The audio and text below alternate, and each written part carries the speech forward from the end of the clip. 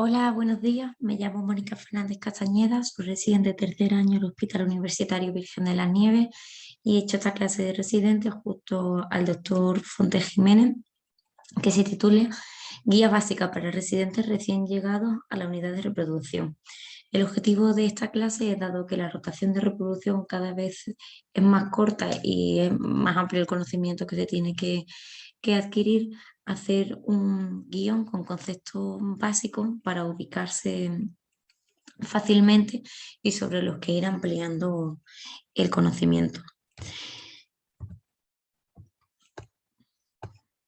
Esta primera diapositiva lo que quiere simplemente recordar la importancia de la cooperación en equipo en la unidad de reproducción, donde se tiene que estar coordinando el trabajo en el laboratorio, como el trabajo en las consultas, de los controles y en el quirófano.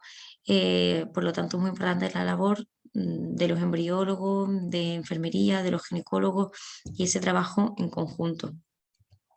Pues bien, el ginecólogo en la unidad de reproducción tiene tres funciones fundamentales: la consulta, los controles y la técnica de reproducción asistida en sí misma.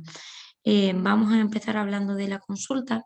Suele ser la primera consulta de la pareja en la unidad de reproducción y es en la que se comienza a hacer el estudio de la pareja, se completan los resultados del estudio o se comienza a planificar la técnica de reproducción que se va a realizar. Aunque existen distintos estudios que se hacen en esta primera consulta, el más frecuente y el que vamos a nombrar es el estudio básico de esterilidad. Este estudio se comienza después de que la pareja lleve un año de relaciones sexuales sin protección, sin conseguir gestación.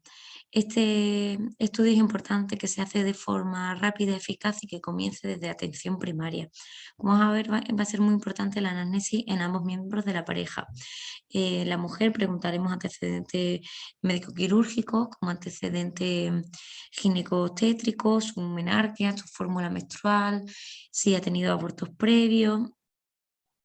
Preguntaremos también por el consumo de tóxicos, por la profesión. Dentro de los antecedentes familiares preguntaremos por antecedentes de trombofilia, abortabilidad en la familia o la menopausia precoz. Dentro de la exploración física también calcularemos el índice de masa corporal, ya que se ha visto que en un IMC por debajo de 19 o por encima de 30 empeora los resultados de reproducción. También realizaremos una exploración ginecológica con un espéculo y con un tacto vaginal. Realizaremos una ecografía vaginal que nos va a dar información tanto del útero, del endometrio, si es necesario completar el estudio morfológico mediante ecografía 3D o histeroscopia o incluso plantear algún tipo de tratamiento, y nos permitirá también ver los ovarios y hacer un recuento de folículos antrales para hacernos una aproximación de la reserva ovárica. Dentro de las pruebas complementarias pediremos grupos, serología, un estudio hormonal donde pediremos estradiol, FSH, la hormona antimurriana también para complementar ese estudio de la reserva folicular, y la histerosalpingografía, aunque viene aquí reflejada, no la haremos hasta que tengamos el resultado del seminograma, ya que si este viene alterado en principio no lo haremos. El objetivo de esta prueba es la permeabilidad de ambas trompas. En el varón también realizaremos una anamnesis detallada, preguntando antecedentes médicos quirúrgicos, hábitos tóxicos y profesión. También indagaremos en los antecedentes familiares y dentro de las pruebas complementarias realizaremos el grupo, serología, y el objetivo del seminograma es ver el recuento, la movilidad y la morfología de los espermatozoides. En caso de que el seminograma esté alterado, se repetirá un segundo seminograma para confirmar dichos resultados. Aunque se cuestiona la necesidad de incluir el cariotipo, como en este estudio básico de esterilidad, en principio no estaría actualmente indicado, pero sí ante alteraciones en el seminograma como una oligozospermia estaría indicado este cariotipo, y en caso de que esta sea grave, que también incluya microdeleciones del cromosoma Y y estudio de la fibrosis quística. El objetivo de este estudio básico de la esterilidad es que podamos clasificar esa esterilidad según tenga causa masculina, un factor ovulatorio, tubo peritoneal, mixto o una esterilidad de origen desconocido. Una vez que tenemos la causa, tenemos que ver qué técnicas de reproducción vamos a realizar entre todas las que disponemos. Para responder a todas estas preguntas, nos vamos a basar en la guía del Sistema Sanitario Público de Andalucía de Reproducción Humana Asistida, que es actualizada en julio de 2021. Pues bien, en este esquema básico vamos a dar una orientación según la causa de la esterilidad, la técnica que podemos llevar a cabo. Este esquema, como digo, es orientativo porque va a depender de muchos factores como la reserva ovárica, la permeabilidad de las trompas, el estado del seminograma, en caso de que sean factores mixtos, pero es para tener una aproximación. Por ejemplo, en caso de que sea un factor masculino grave, podemos irnos a una fecundación in vitro o una inseminación de donante. En caso de que sea un factor masculino leve o una imposibilidad de depósito, se podría hacer una inseminación conyugal, es decir, con semen de la pareja. En caso de que el problema sea ovulatorio, se podría inducir la ovulación y hacer una inseminación. En caso de factor tuboperitoneal, si se trata de una endometriosis leve, como hemos dicho, dependiendo también de factores pronósticos, se podría probar con una inseminación, con una endometriosis más grave, o si en caso de obstrucción de las trompas, una fecundación in vitro. Cuando la esterilidad de origen desconocido, también tenemos ambas opciones, la inseminación o la fecundación in vitro. Y luego tenemos una serie de casos particulares. En caso, por ejemplo, de enfermedades infecciosas en el varón, se podría hacer un tratamiento del semen y luego posteriormente una inseminación. En caso de enfermedades hereditarias, se podría hacer un test genético preimplantacional si tiene indicación. En caso de fallo ovárico, plantear una donación de ovocitos. Pues bien, vamos a hablar de las distintas técnicas de reproducción. La inseminación artificial es la técnica de reproducción en la que el semen capacitado es introducido en la cavidad uterina. Esta técnica de reproducción está reservada para aquellas parejas que tienen buen pronóstico, pues ya sea tiene que tener ambas trompas permeables, según el recuento de folículos antrales, según la calidad del semen. Y actualmente en el Hospital Universitario Virgen de las Nieves no existe demora para realizarla, sino que podría realizar directamente. La tasa de éxito de la inseminación artificial depende si se realiza con semen de pareja o con semen de donante y también la edad de la mujer, pero aproximadamente se encuentra en torno al 15%. Las indicaciones dentro de la inseminación artificial con semen de pareja incluye la disfunción sexual, por ejemplo, la imposibilidad de depositar el semen en el interior de la vagina, la esterilidad de origen desconocido, aquel factor masculino leve o una enfermedad infecciosa en el varón, como hemos dicho, previamente tratamiento del semen. La inseminación con semen de donante estará reservada para aquellas mujeres solas o con pareja femenina cuando hay una incompatibilidad RH con inseminación previa.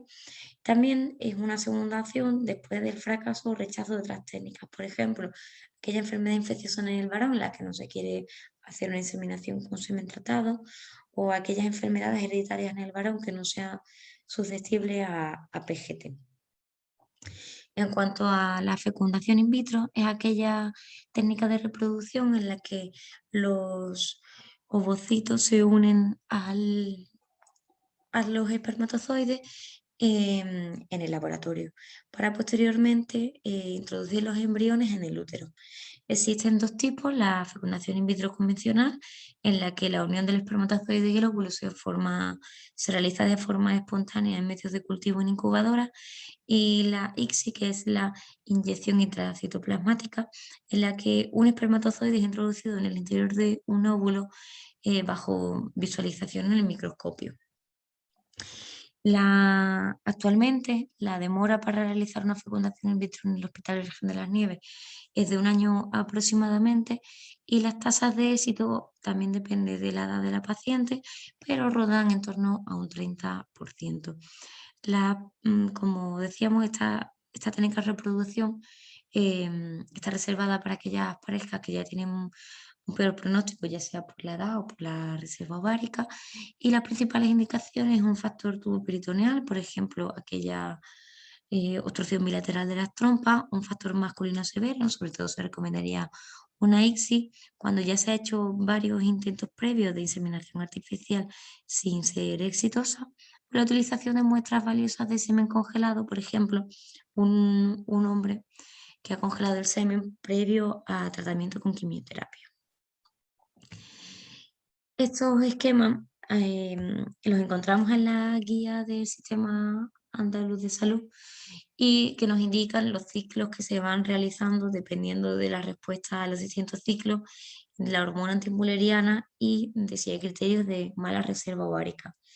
Tampoco voy a indagar mucho porque los tenemos en la guía, pero se va viendo que, por ejemplo, en menos de 35 años la antimuleriana en principio no contaría hasta, a no ser que se tenga una mala respuesta.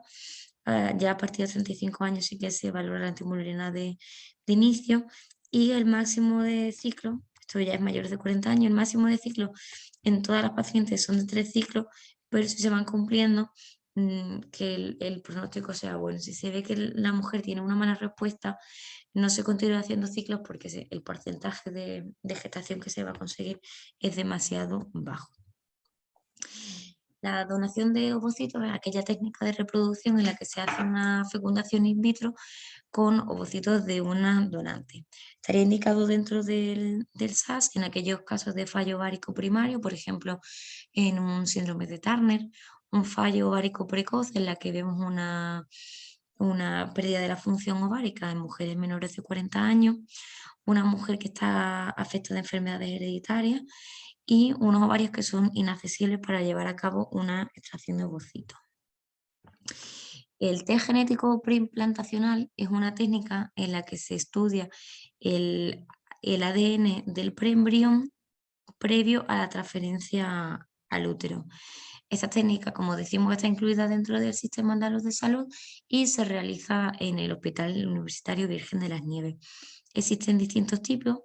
Existe el PGT de aneuploidea, que actualmente no está indicado dentro del Sistema Andaluz de Salud, porque tiene unos resultados controvertidos y un coste elevado para el estudio de enfermedades monogenéticas o para el estudio de cromosomopatías estructurales. Dentro de sus indicaciones incluye aquel test genético preimplantacional con finalidad preventiva. Lo vamos a ver en enfermedades monogenéticas, cromosómicas estructurales o cáncer hereditario, que se tienen que cumplir una serie de requisitos, por ejemplo, que sea una enfermedad que sea genéticamente diagnosticable, con alto riesgo de recurrencia y que con un mal pronóstico o incurable. También se puede realizar PGT con fines terapéuticos a terceros. Y la preservación de la fertilidad, en el SAS no está incluido, no se recoge la preservación social, sino que sería por una indicación médica, ya sea por exposición a gonadotóxicos como en pacientes oncológicos, por procesos patológicos en el que existe un riesgo de fallo ovárico prematuro o también ante un cambio de género. Los controles es otra actividad que realizan los ginecólogos dentro de la unidad, y es que una vez que ya se han hecho los estudios básicos y se ha decidido qué técnicas de reproducción se va a llevar a cabo, se plantea un tratamiento y a los controles se hace un seguimiento ecográfico de dicho tratamiento y se planea cuándo se va a llevar a cabo dicha técnica de reproducción. Antes de hablar de los fármacos que utilizamos en cada una de las técnicas, vamos a hacer un breve resumen del eje hipotálamo hipofisario gonadal, ya que sabemos que esto ya lo saben. En el hipotálamo se produce una liberación pulsátil de la GnRH que en la hipófisis estimula la liberación de FSH y un LH. En un primer tiempo se va a aumentar la FSH, que en el ovario va a reclutar una cohorte de folículos. En la célula granulosa, los andrógenos se van a transformar en estradiol por la enzima aromatasa. Eso va a estimular el crecimiento del endometrio y va a hacer un feedback negativo sobre la FSH. Esta disminución de la FSH va a seleccionar el folículo dominante. Ese folículo es capaz por sí mismo de aumentar los niveles séricos de estradiol para que se produzca un pico de FSH y el pico de LH en torno al día 14 para que se produzca la ovulación. Después de de ese pico de LH, el folículo dominante pasa a ser el cuerpo lúteo, produce progesterona y estrógeno, y este cuerpo lúteo, en caso de que se produzca la fecundación, es el que mantendrá el embarazo, y en caso de que no se produzca, tendrá lugar la menstruación. Dentro de la inseminación artificial, los pasos que se llevan a cabo es primero una estimulación ovárica, en el que, como vamos a hablar ahora, lo que queremos es un desarrollo monofolicular, luego inducir una ovulación cronológicamente adecuada, para que se capacite el semen y se lleve a cabo la inseminación artificial. Como decimos, queremos que se desarrolle un folículo, 2 folículos, 3 sería ya el límite. Se puede hacer un ciclo natural, aunque recomendamos una estimulación ovárica para que el folículo que se desarrolla, pues, sea adecuado para la inseminación. Para ello se pueden utilizar distintos fármacos como el citrato de clomifeno, aunque los fármacos más utilizados y los que vamos a hablar son las gonadotropinas. Existe mínimo riesgo de que se produzca un síndrome de hiperestimulación ovárica. Ante esa sospecha se cancelaría el ciclo, o de inseminación artificial se pasaría a fecundación in vitro. Más que hiperestimulación ovárica, de que se produzcan 3 o más folículos, mejor dicho. Dentro de las gonadotropinas, lo que vamos a dar de inicio es la FSH, la hormona folículo estimulante. La FSH, como hemos dicho, cuando pasa una dosis umbral, va a seleccionar una corte de folículos. Y el número de folículos que vaya a seleccionar va a depender de la ventana, es decir, de los días de FSH que vayamos a dar. Existen distintos protocolos. El más utilizado es que el primer día de ciclo es el primer día del inicio de la regla, y a partir del tercer día se empiezan con las gonadotropinas. Aparte de la FSH, se puede añadir actividad LH ante sospecha de, de que la respuesta no va a ser la adecuada, ante un hipogonadismo hipogonadotropo, o cuando realizamos un control ecográfico que vemos que la respuesta no está siendo adecuada. Si vemos que en un ciclo previo solo con FSH fue insuficiente, o si tenemos respuesta de baja respuesta, ya sea por la edad, por el recuento de folículos dentales o la antimuleriana. La LH lo que va es a ayudar a ese desarrollo folicular. Pues el tercer día del ciclo se empezaría con la FSH más o menos la LH, y a partir del sexto o séptimo día aproximadamente se comenzarían los controles ecográficos. Se irían controlando hasta que veamos que el folículo que estamos desarrollando tiene una dimensión aproximada de 17-18 milímetros. En ese momento desencadenaríamos la ovulación con la hormona coriónica humana. Es una hormona que lo que va a imitar es el pico de LH, y el principal beneficio es que sabemos el momento exacto en el que se desencadena la ovulación. Entonces, 36 horas más tarde, programamos la inseminación. La mañana de inseminación, la pareja, o en caso de que sea donante, nos deja una muestra de semen para que se capacite, y se lleva a cabo la inseminación artificial. La siguiente técnica que vamos a hablar es la fecundación in vitro. En este caso, lo que queremos es una hiperestimulación ovárica controlada, de forma que tengamos un número de ovacitos y de buena calidad para que sean aptos para fecundación in vitro, y que luego, pues, se le añadirá un espermatozoide, ya sea por eyaculado o por una biopsia testicular. Para producir ese desarrollo folicular múltiple, lo que vamos a utilizar son gonadotropinas a dosis mucho más altas que la inseminación artificial. Lo que vamos a hacer es que vamos a aumentar la dosis umbral y ventana para que se produzca esa hiperestimulación ovárica.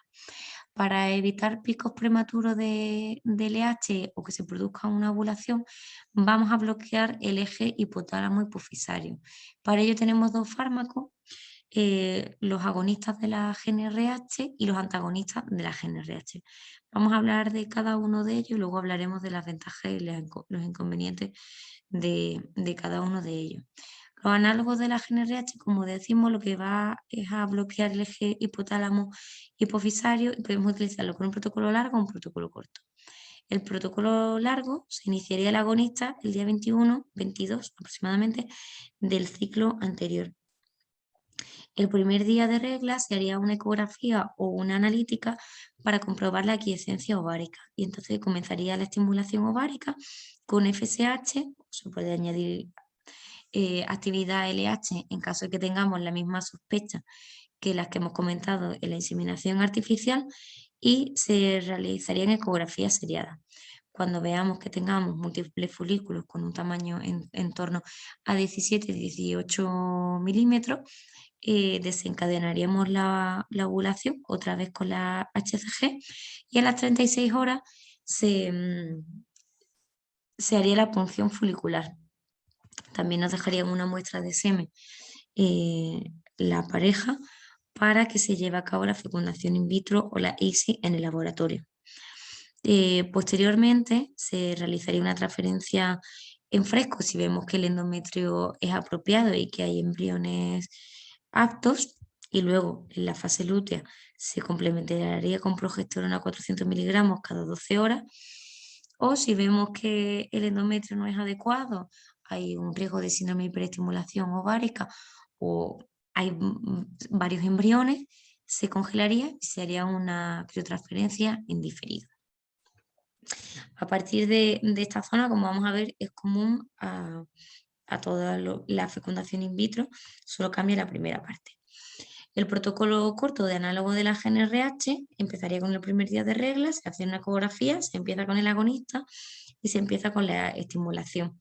Y esta zona es la común a la anterior. Cuando vemos que los folículos tengan un tamaño y un número adecuado, se desencadena la ovulación. Eso no lo voy a volver a contar porque es igual.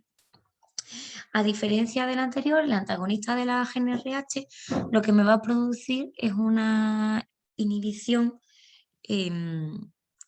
brusca e inmediata del eje.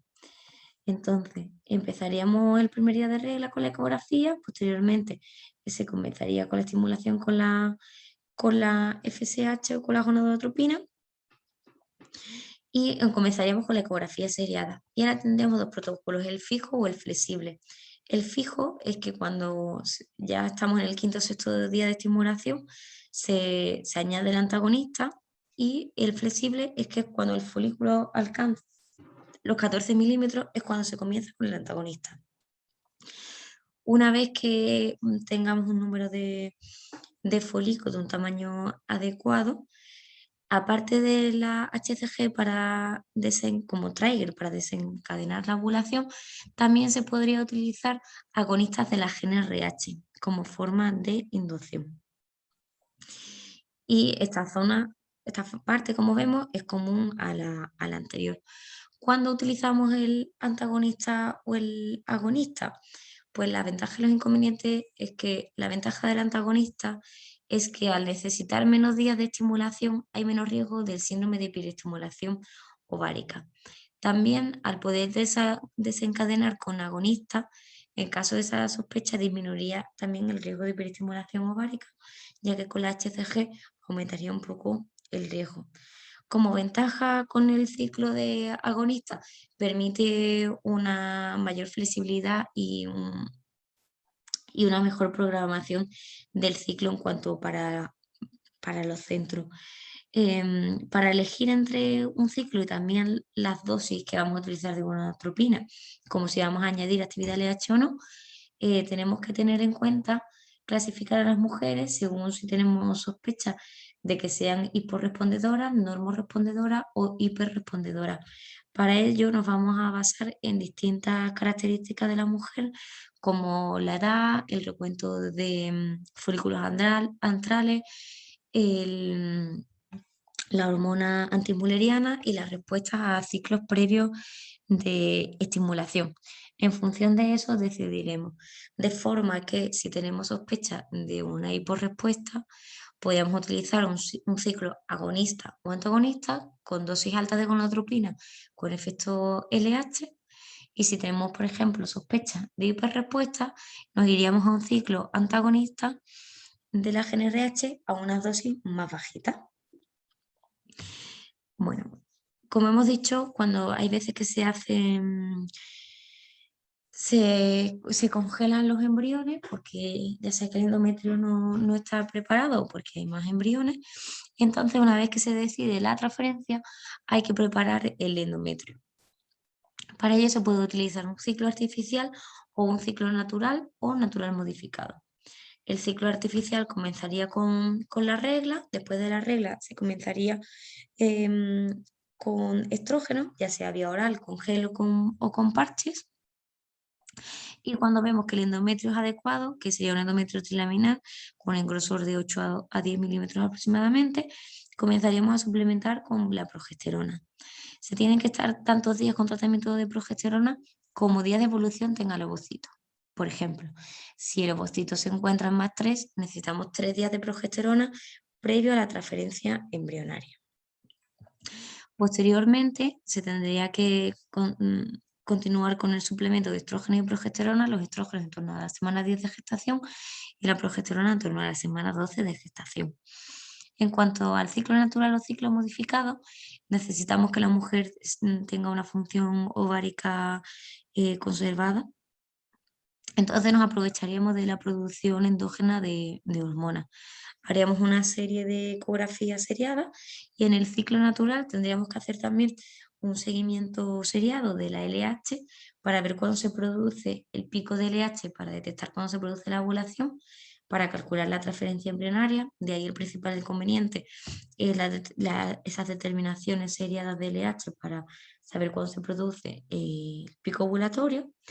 Y el ciclo natural modificado sería pues, cuando se encuentra con endometrio trilaminar y en el ovario vemos un folículo dominante de unos 18 milímetros aproximadamente, provocamos artificialmente, inducimos esa ovulación con HCG para saber exactamente cuándo se produce y en función de eso planeamos la transferencia embrionaria.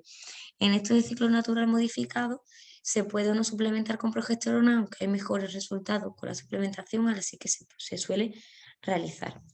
Dentro de las ventajas e inconvenientes de cuando elegir cada uno, el ciclo artificial tiene como ventaja que permite un mejor planteamiento del ciclo tanto para el centro como para la mujer y hay menos riesgo de cancelación. El ciclo natural, pues que hay que hacer un seguimiento más estrecho y que hay mayor riesgo de cancelación por esa ovulación precoz. Además, se ha visto que en los ciclos artificiales, como no se produce el cuerpo lúteo del embarazo, sino que damos hormonas de forma exógena, faltan algunas sustancias que produce el cuerpo lúteo, como la relaxina. La relaxina se ha relacionado posteriormente con defectos de la placentación y más riesgo de preeclampsia en aquellas gestantes con ciclo artificial frente al ciclo natural. En cuanto a los resultados de los recién nacidos, son similares. Para la preparación endometrial para una ovodonación es similar a la que hemos dicho anteriormente, simplemente vamos a mencionar que cuando la donación es sincrónica, la receptora y la donante tienen que sincronizar su ciclo. Para ello, si la receptora tiene ciclos ováricos conservados, empezaría con agonistas en el ciclo previo, con agonistas de la GnRH, y la donante con anticonceptivos. Cuando se produce el primer día de regla, la donante empieza con la estimulación ovárica y la receptora con la preparación endometrial, de forma que cuando se vaya a realizar la transferencia después de la fecundación in vitro, la receptora tenga un endometrio adecuado. En caso de que se haga una transferencia asincrónica o criotransferencia, se puede hacer un ciclo artificial o natural, como hemos dicho previamente. Y por último, vamos a hablar de cómo se realizan las técnicas de reproducción asistida, ayudándonos en unos vídeos de Atlas Virtual. Comenzaríamos con la inseminación artificial.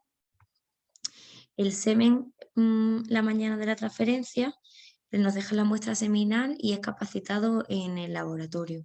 Se coloca un espéculo, se limpia con un poquito de suero y una vez que tenemos la guía con Con la jeringa y el semen se presiona el émbulo dejando el semen en el interior de la cavidad uterina, facilitando el acercamiento del óvulo con los espermatozoides. En cuanto a la punción folicular, en nuestro centro se realiza con ecografía transvaginal y con anestesia local para cervical. Para ello primero comenzaríamos poniendo un espéculo y poniendo la anestesia local con mepibocaína en ambos fondos de sacos vaginales. Luego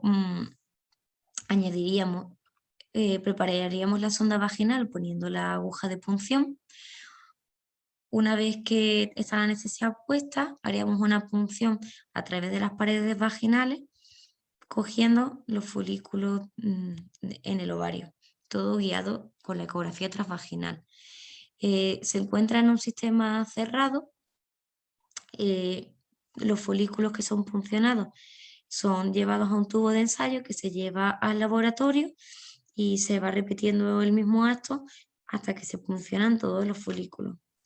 Una vez que finaliza la punción, se revisa ecográficamente con un espéculo que no existe puntos sangrantes ni ningún tipo de complicación. Y por último, la transferencia embrionaria. También existen distintas técnicas según quien la realice.